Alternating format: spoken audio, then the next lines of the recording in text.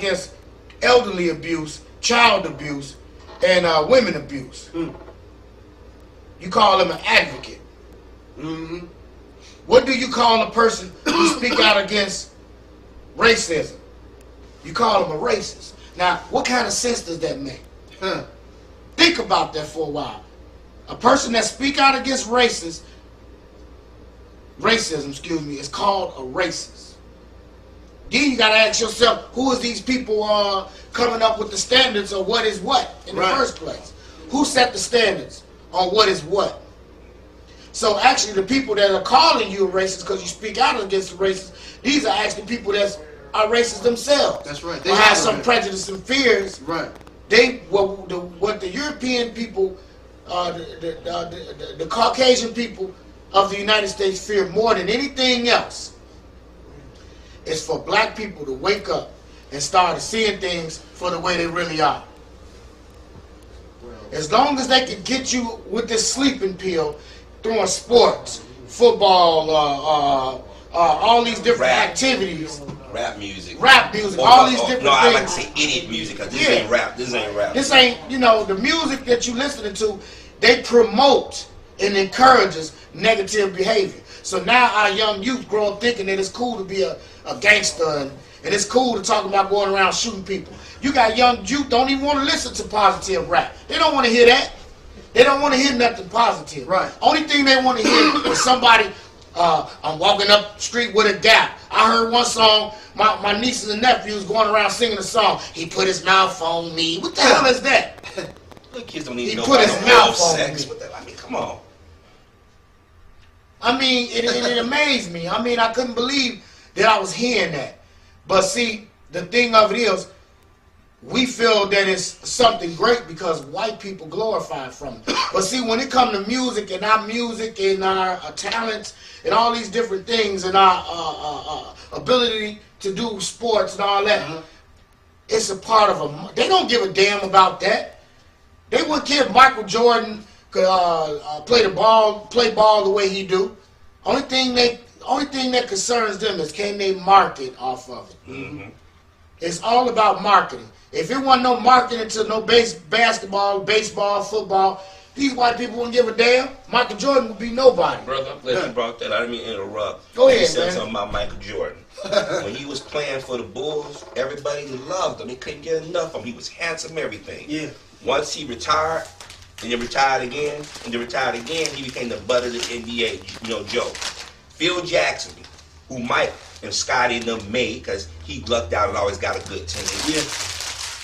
He talked about Michael Jordan. He needs to not be a owner or a GM. Now, how you gonna sit there and tell what a black man can't be and do after he ran up that court for 15, 16 years? Right. And now since his team is losing, he's not the great one anymore. He's not Air Jordan. He's a caricature.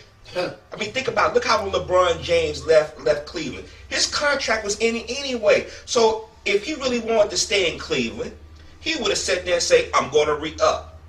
But the owner thought he had a modern-day slave. Yeah.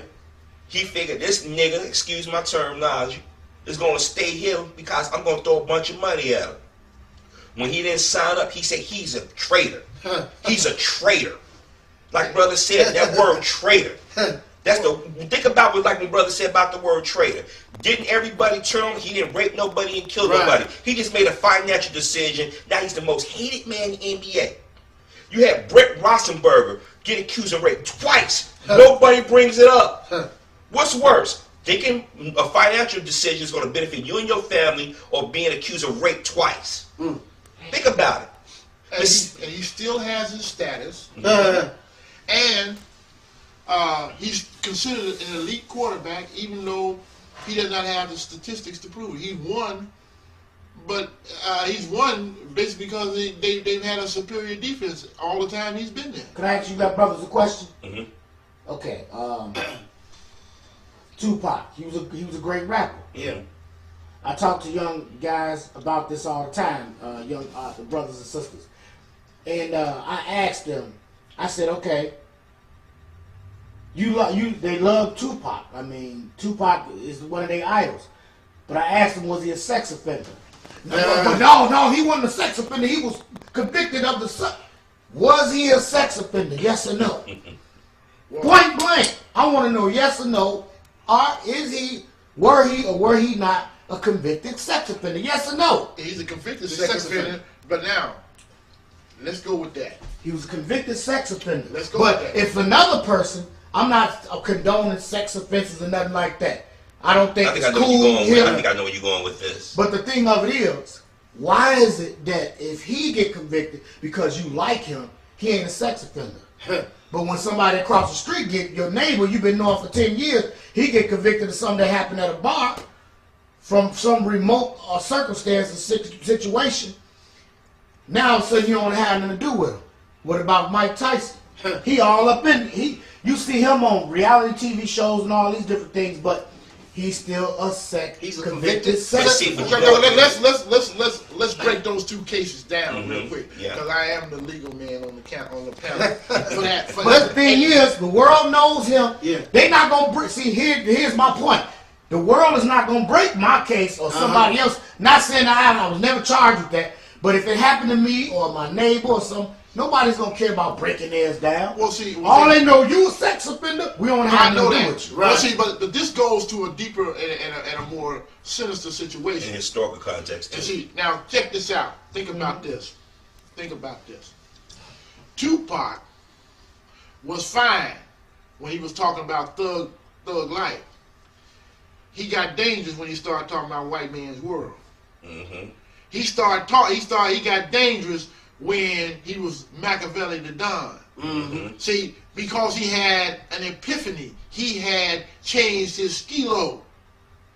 Now, Mike Tyson. This was race. Pure and simple. I'm not going to say he did it or he didn't do it. We can disagree or agree to disagree on that. I'm just going to show you how the same situation is done differently. Remember William Kennedy Smith? Oh, yeah. Now, Mike Tyson had invited a little sister up to the room, had sex with her. She claimed he raped, he took it, she took it, he took it, and he said he didn't. It was consensual. He got convicted. William Kennedy Smith was at a little party, took his date to the beach. She said she was raped. Again, he said she said. Right. He went home.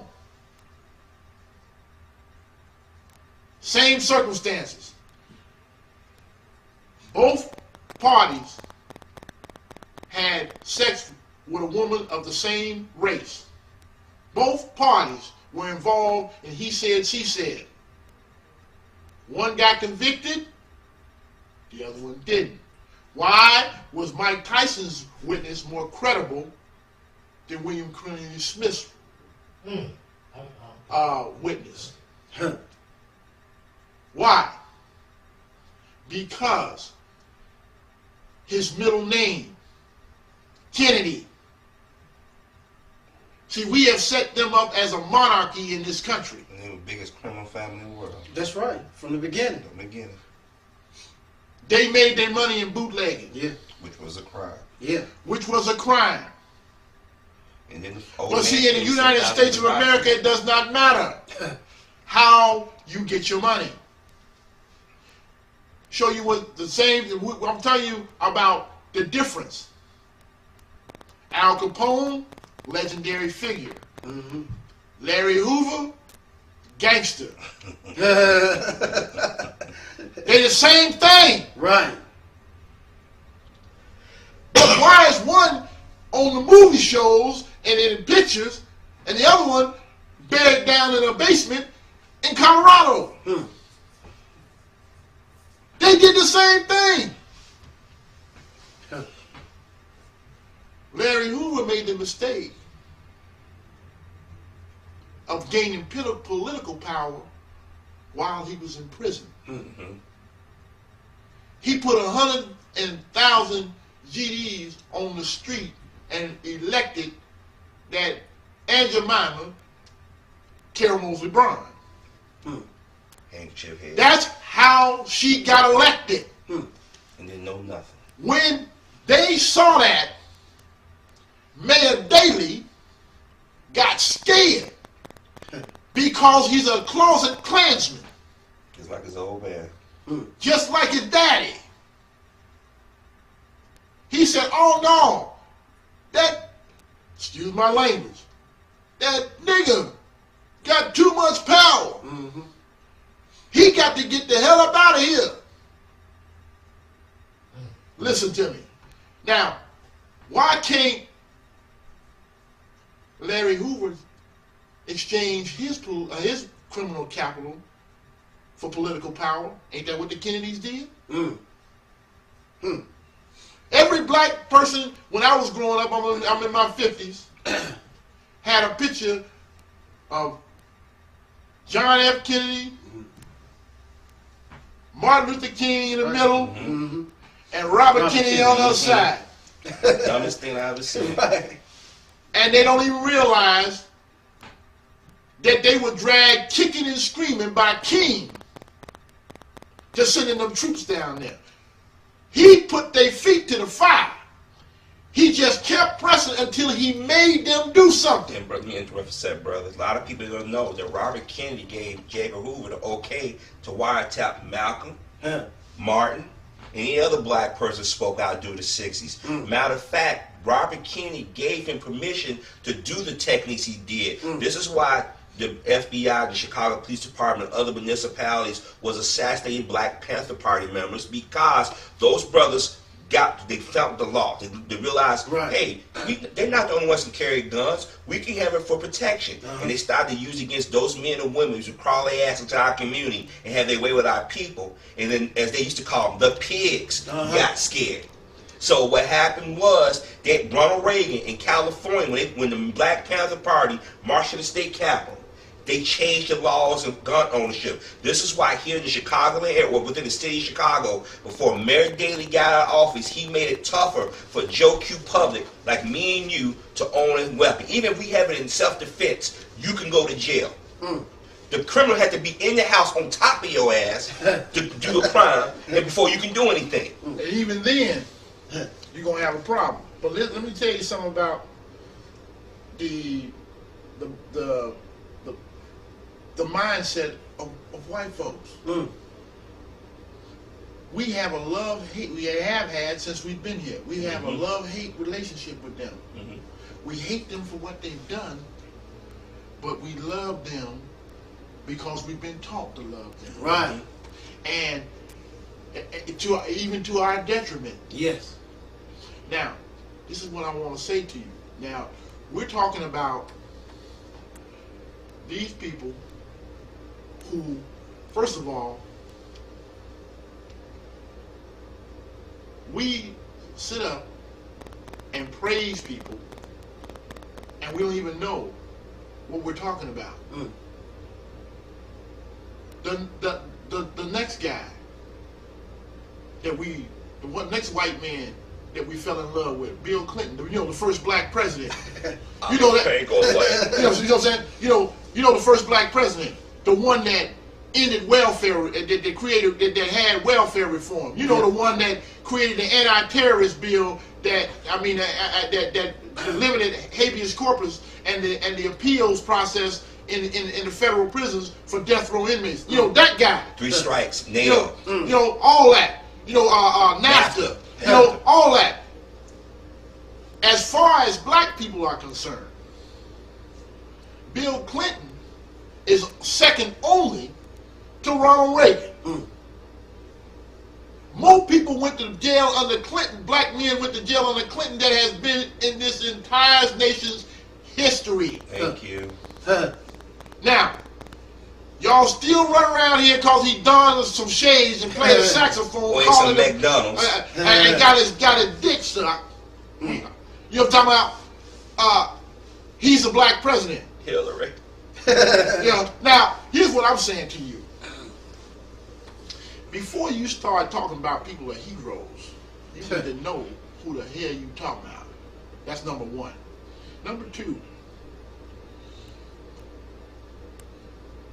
start making your own decisions Right. about who your heroes are. Start thinking for yourself. Don't let nobody tell you who your hero is. Right. Who you should love and respect.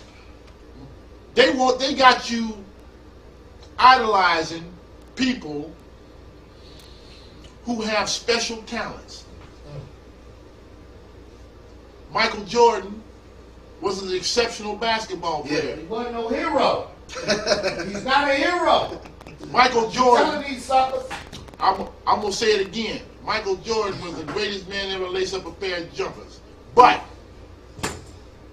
as a man, as an African man, he was a colossal failure.